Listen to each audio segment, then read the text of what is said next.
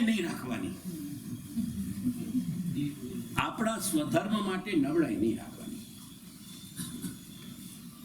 કદાચ કોઈક વખતે કોઈક વ્યક્તિને જરાક રફ લાગતું પણ હોય, સિવાય કે તમારી ઓથોરિટીઝને તમે અનડ્યુલી ન છેડી શકો, કેમ કે ભાઈ એ પછી તમારી સાથે બીજી રીતે એને સેટલ કરે. એટલે એવી જગ્યાએ ટસલમાં આવ્યા વગર આપણે બધું નતમસ્તક સ્વીકારીને આપણે ત્યાંથી નીકળી જવું જોઈએ.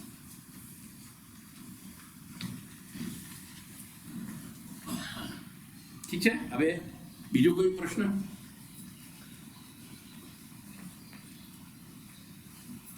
આમાં કોઈ આવી છે આવો પ્રશ્ન? આમાં તો એ લોકોના વ્યૂઝ હતા કે જૂઠવણનો વિચાર કરવો જોઈએ બહારનું, અને ગુરુદેવે શું તણાઈ રહ્યું છે આનો વિસ્તારપૂર્વક આખું એ સમજશું તો આપણે આના ઘણા બધા પ્રશ્નોને નિર્ણય. ગુરુદેવ 50 વર્ષ આ જ કર્યું છે. ગુરુદેવ 50 વર્ષથી આ સિવાય કંઈ કર્યું જ નથી, છતાંય મને એના રિઝલ્ટ નથી મળ્યા, એટલે જ હજી કર્યા જ કરું છું. ને હવે આ એક આપણા 5 એજન્ડા ક્લિયર થઈ ગયા ને, 5 વિષય. બેટા આ 5 વિષય તું એમાં પણ ટેક્સ્ટમાં પણ એમાં પણ મૂકી શકે છે, એનો ઇમેજ કે કંઈ મૂકી શકે છે ઓનલાઈન પણ. અને હવે આ ચર્ચાને જ્યારે પણ આપણે કરવું હશે આપણે, એટલે હમણાં નિકટ ભવિષ્યમાં નહીં થઈ શકે, મહિના 20 દિવસમાં નહીં થાય, કેમ કે મને એ રીતે અનુકૂળતા નથી અત્યારે. પણ we have begun the dialogue. હવે આપણે આને આધાર બનાવીને આગળ ચર્ચા. હા, આ 5 આપણા એજન્ડા છે. આ 5માં તમારા બધા પ્રશ્નો આવી જશે. તમારા એકે પ્રશ્ન તમારું એવું નથી કે જે આ 5માં ના આવે, સિવાય કે એનો કંઈક જુદો જ નેચર હોય વ્યવહારમાં. ઠીક છે. આજે તો લાઈવ છે, હું અહીંયા છું, પણ અગર આપણે આવું હોય તો લાઈવ હોઈ શકે તો જે લોકો હશે તો ગુડ, વેલ એન્ડ ગુડ, પણ અગર હોઈ શકે તો it will be good, because હું પણ જવાની છું, તો જે લોકો ત્યાં હોય એને પણ આપણે એવું કરીએ જ છીએ, લગભગ આ લોકો કરતા જ હોય છે બધા. હા તો ખરી, એમાં મને કંઈ કોઈ એ તકલીફ નથી. ત્યાં પણ યોગ્ય અધિકારી લોકો હોઈ શકે. જોકે મને થોડુંક મારા પોતાના ઘણા બધા સંદેહ છે, કેમ કે ત્યાં જે લોકો રહે છે એ લોકોના પાછા વળવામાં કે એ લોકોના આગળની જનરેશનમાં સંસ્કાર આવવાના મને બહુ એના અવકાશ નથી લાગતા. અને એ આખો જુદો સબ્જેક્ટ છે. I have my grounds.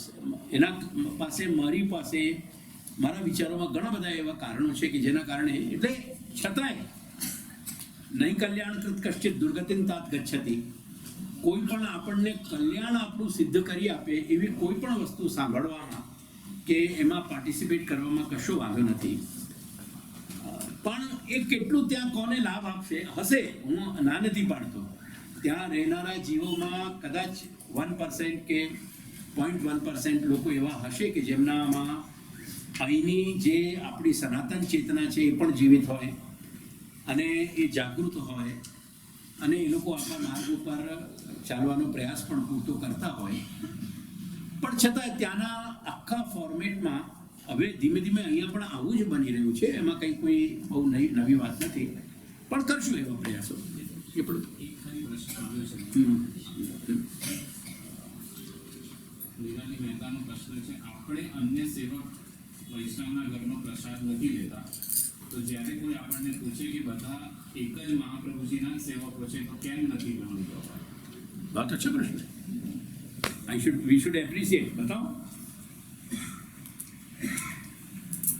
अच्छा एक बार रिपीट करो.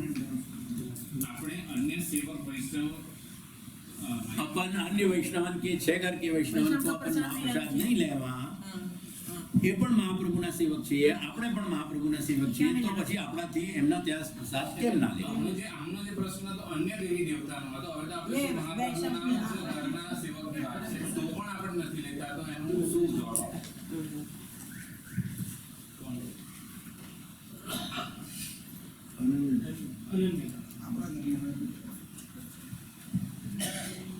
તો વિચાર મારી પાસે કેમ અપેક્ષા રાખો છો? બોલો.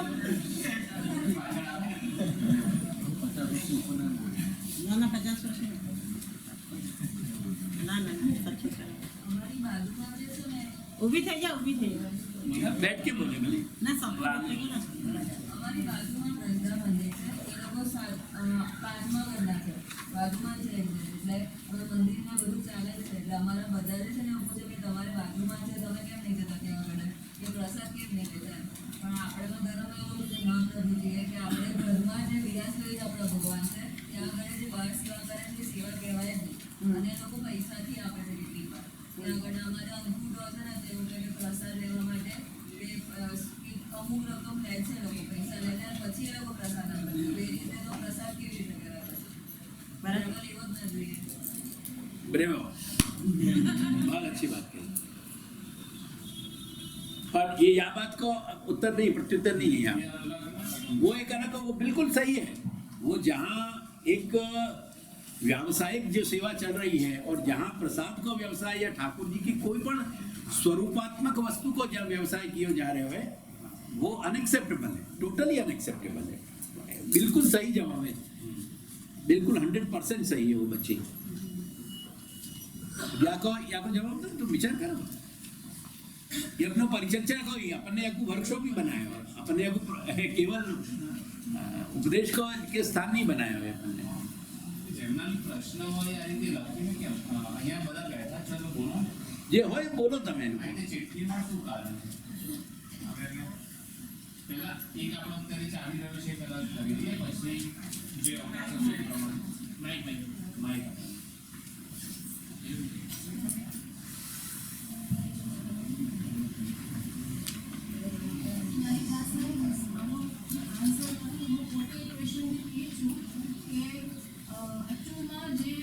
ભક્તિ માટે જે સેવા અને ઠાકોરજીનું સ્વરૂપ જે ધરાવેલું છે પધરાવીને સેવા કરે છે એ લોકો માટે ઘણી રિયાલિટી છે કે ક્યાંય પણ જાય તો કે મારું સ્વરૂપ છે મારી પાસે અને હું એ સ્વરૂપની સેવા કરું છું એ પ્રસાદ ગ્રહણ કરું છું જ્યારે કે શરણ માર્ગે બધા જ લોકો જે પણ મારા જેવા બધા લોકોને ખાસ કરીને આજે એટલે તકલીફ પડે છે કે અમે તો ગોકુલના જે ઘરના અમે તો આપણે બધા મહાપ્રભુજીના ઘરના જ છીએ તો આપણે બધા એક જ કહેવાય શું ડિફરન્સ છે તમારે શું કરવાનું તો મારા પોતાના મનમાં ક્વેશ્ચન છે અને મને હજુ ખબર કે હા અમુક મેચ્યોરિટી લેવલ પર અમુક વસ્તુ થઈ શકે નથી પડતી પણ એક જનરલ વસ્તુ માટે આ એક છે પ્રશ્ન ઉભો કે કેવી રીતના એનું સોલ્યુશન સરળ માર્ગીય માટે ખાસ કરીને આ થોડું અઘરું છે કે એને ફેસ કરવું આવે તો કેવી રીતના એનું સોલ્યુશન લાવવાનું बिल्कुल ठीक बात तुम क्या कह रही नीता અન્ય ઘરની જે વાત હતી કે અન્ય ઘરના પ્રસાદ લેવો કે ના લેવો વૈષ્ણવની અંદર તો અન્ય ઘણી અનન્યતા તો ખરી પણ મેળ અલગ હોય છે અન્ય ઘરની મેળ અને આપણા ઘરની મેળ મેળથી મતલબ શું મેળ એટલે પેલું આપણે તમે કઈ પ્રકારે સેવા કરી રહ્યા છો અને આપણે કઈ રીતે સેવા કરી ये कोई मायने नहीं रखतो याको मैं क्योंकि ये प्रश्न थोड़ा टेढ़ा है और यहाँ में क्या बिखरेंगे अपन ज्यादा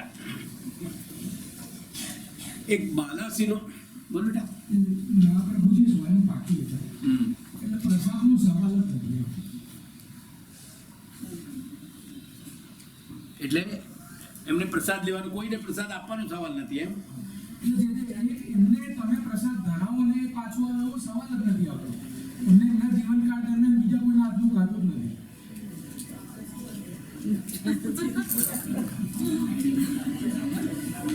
बैठ में खाओ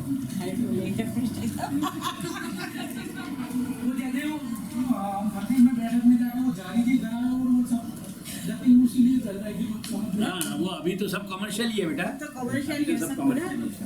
इस पे तो वैसे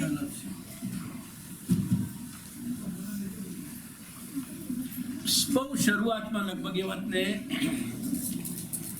70-80 વર્ષ થવા આવ્યા હશે જ્યારે શરૂઆતમાં બાલાસિનોરથી લોકો આપણી સૃષ્ટિમાં બાલાસિનોર વીરપુર એટલે સૌથી પહેલાં બાલાસિનોરમાંથી શરૂઆત થયેલી બાલાસિનોરથી સૌથી પહેલાં જે લોકો મુંબઈ માઇગ્રેટ થયા અને સેટલ થવા લાગ્યા એમાં સૌથી પહેલાં એક પેલી શ્રોફની પેઢી હતી એમનું નામ અક્ષરલાલ હતું પછીથી એ એમનો છોકરા સન જે છે અત્યારે પણ કેનેડામાં છે કદાચ હવે તો એના ગ્રેન્ડસન કે એવા એ હશે એ ઓછવલાલ બધું જ ત્યાંથી છોડીને આપણા ઘરના સેવક હતા ગોકુલના ચોથા ઘરના સેવક હતા અને એ પછીથી કામન આવી ગયા, કેમ કે એ વખતે અમારા પરિવારનું હેડક્વાર્ટર જે હતું એ કામન હતું. એટલે એ કામનમાં આવીને અમારી સાથે ત્યાં સેવક તરીકે વસી ગયા, ત્યાં જ રહેતા, અમારી સાથે જ રહેતા.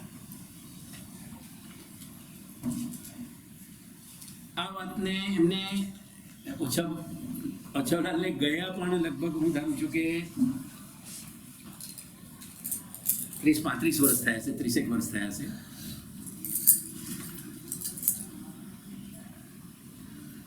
તો એમને એ લગભગ બહુ જ ખૂબ જ યુવા અવસ્થાથી અને છેલ્લી અવસ્થા સુધી ત્યાં રહ્યા.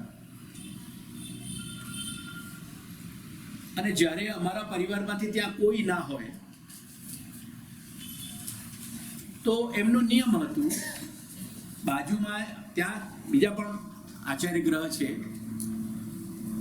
પણ એક એનું નિયમ હતું કે મારે મારા ઉદર પોષણ કરવું, મારું ભોજન કરવું, મારા દેહનું પોષણ આપવું તો મારા ગુરુ સ્થાને તે અહીંથી આપવું, મારા ઘરેથી. બાકી ક્યાંય જઈને મને ભોજન નહીં લેવાના, ભોજન નહીં માંગવાના. એને કોઈના ત્યાં ભોજનની પછી કોઈક વ્રજવાસી એને બોલાવી લઈ જાય ને એના ત્યાં ભોજન કરી લે, પણ કોઈના ત્યાં નહોતા ગયા. કોઈ જગ્યાએ કોઈ પણ આચાર્ય બાળકના ઘરે કે કોઈ પણ આચાર્ય બાળકના ઠેકાણે એ ક્યારેય નથી ગયા અને એને ક્યારે કોઈના ત્યાં ન લીધો. એને એક ખુમારી હતી એક પોતાની કે હું લઈશ તો મારા ઘરનું લઈશ, એ એની કુમારી હતી. એટલે આ બેન જે પૂછી રહ્યા છે એમાં હું બીજા કોઈ મુદ્દાને ઇન્વોલ્વ ન કરીને એમને એટલું સમજાવવાનો પ્રયાસ કરું કે આ એક મુદ્દો જે છે એક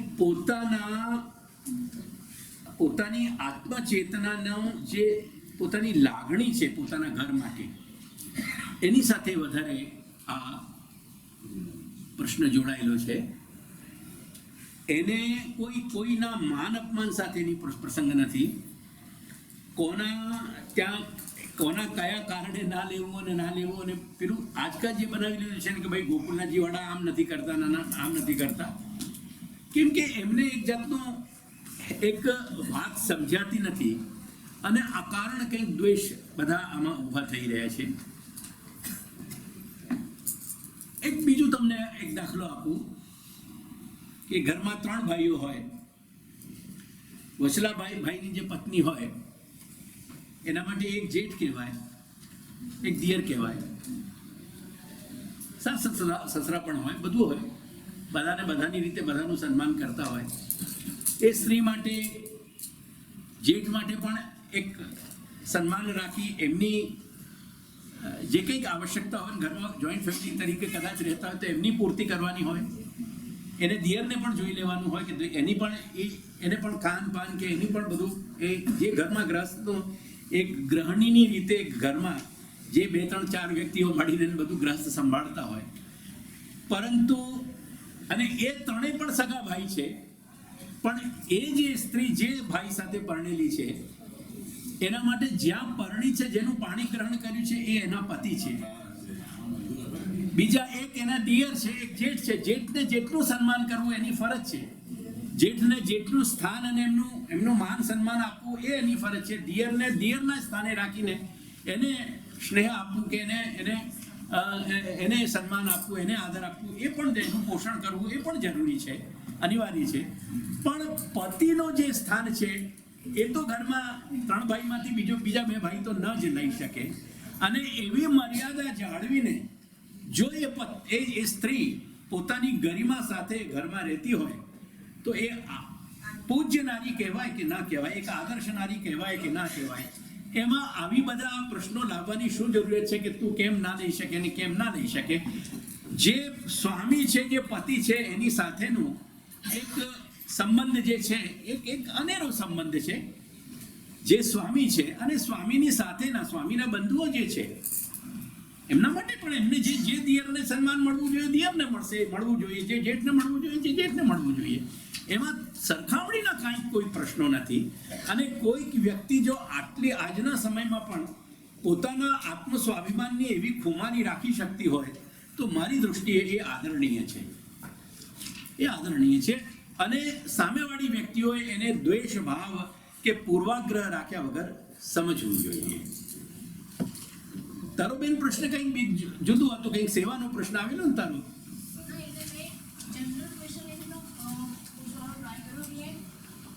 જનરલ સરળ માર્ગે બધા લોકોને આ ક્વેશ્ચન કેવી રીતના એક્સપ્લેન કરો, ખાસ કરીને સ્વરૂપ વાળા ના તો મારી મેઇન હોય સ્વરૂપ વ્યાસતું હોય તો એ કે મોટો પ્રશ્ન એટલે એને કોઈ ક્વેશ્ચન થાય જ નહીં, એ લોકો કરે પણ જ્યારે કે આ જનરલ ક્વેશ્ચન બધાના માટે હું આજે કોઈના નહીં જાઉં જે આપણા ઘરનું જ હોય પણ આચાર વિચાર ના હોય તો આ એટલો હોય કે હું નથી દેતી ના લેવું જોઈએ, જનરલી ના લેવું જોઈએ. એ જનરલ પબ્લિક માટે ઇટ્સ નોટ પોસિબલ ઇઝીલી કે ભાઈ નહીં થાય લો, કારણ કે તમે આવ્યા છો તો અમે લોકો આગ્રહ કરી રહ્યા છે તો એ ના તો એ તો એટલે એ જે કન્ફ્યુઝન આમાં બેન એવું છે ને કે જ્યારે લૌકિક દેહના કષ્ટો હોય છે, દેહની બીમારીઓ કે દેહના જે રિસ્ટ્રિક્શન્સ હોય છે, કે જ્યારે ડોક્ટર્સના ઇન્સ્ટ્રક્શન હોય છે, જ્યારે એને એ બધી વાતોને આપણા જીવનમાં સન્માન મળે છે તો આપણી જે આધ્યાત્મિક અને આધિદૈવિક જે આપણા સ્વીકાર છે, માન્યતાઓ છે, જે આપણા આગ્રહ છે, એને કેમ આદર ન મળે?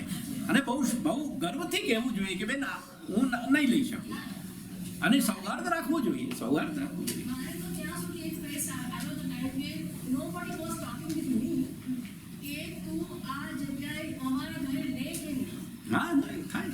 Everybody was opposed and I was alone but I had to fight because of my dharma. બિલકુલ બિલકુલ. એ તું શ્લાઘ્ય છે બેન, આ બાબતમાં તે કર્યું એ સારું જ કર્યું, સારું કર્યું છે. કારણ કે બીજાએ સમજવું જોઈએ, અને બીજાને સમજમાં આવે તો એમને એવું સમજમાં આવવું જોઈએ કે જે આ બેનમાં કે જે આ વ્યક્તિમાં જે જાતની એક અનન્યતા અને જે એક પોતાના માટેનો એક સ્થાનનો આગ્રહ છે એ અમારામાં પણ હોવું જોઈએ. હું તો ઓપનલી કહું છું કે દરેકની જગ્યાએ એને પોતાના ગુરુ સ્થાનનું અને જે એની પરંપરા છે એનો આગ્રહ હોવો જોઈએ. અને આ બધાથી ઉપર શ્રી મહાપ્રભુની વાણી છે. મહાપ્રભુના સિદ્ધાંત જ્યાં ન સચવાતા હોય ત્યાં આપણે નિષેધ કરવામાં કે ના પાડવામાં જરાય આપણને સંકોચ ન હોવું જોઈએ અને જરાય ગ્લાનિ અનુભવ ન થવી જોઈએ. દ્રઢૈન ચરણન ગેરો ભરોસો, દ્રઢૈન ચરણન ગેરો, શ્રી વલ્લભ નખ ચંદ્ર છટા બિન જગમાં साधन और नहीं आगली में सूर्य कहा द्विविध बिना मूल को चेरो भरोसो दृढ़ चरण के दृढ़ चरण केरो भरोसो